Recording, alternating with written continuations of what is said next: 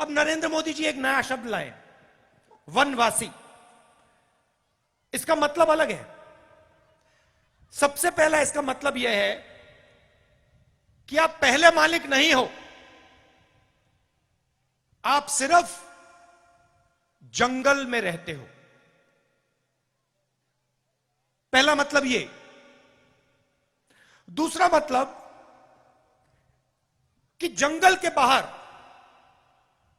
आपको, वन के बाहर कोई भी आपको अधिकार नहीं मिलना चाहिए। और तीसरा मतलब जो आपको दिख रहा है,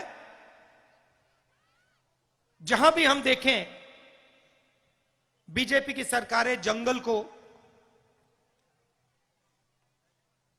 उद्योगपतियों को दे रही है, जंगल काटे जा रहे हैं।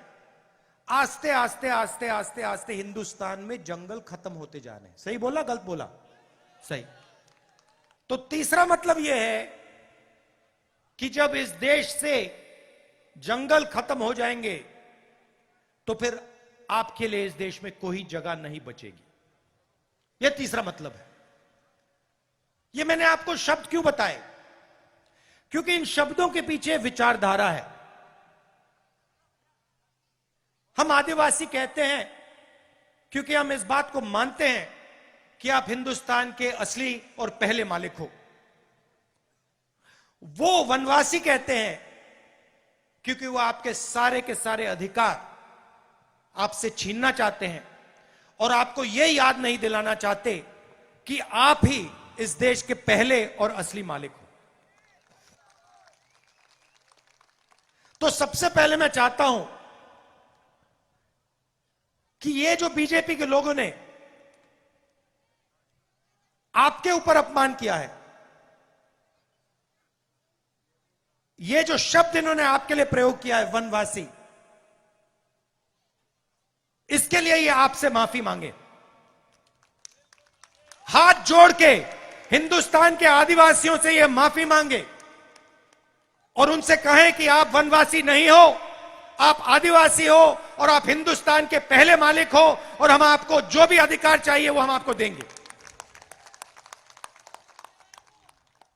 और दूसरा काम, माफी मांगने के बाद, पहले नहीं, माफी मांगने के बाद दूसरा काम, जो ये आपसे जंगल छीनते हैं, जो हम पैसा कानून लाए, जमीन अधिग्रहण बिल लाए, फॉरेस्ट राइट एक्ट लाए,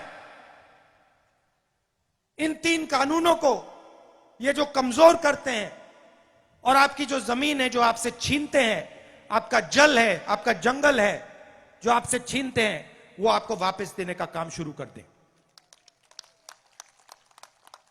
और अगर ये नहीं करेंगे तो जैसे ही हमारी यहां सरकार आएगी, हम आदिवासी शब्द का प्रयोग करेंगे और जो आपके हक हैं एक के बाद एक आपको देना शुरू कर देंगे।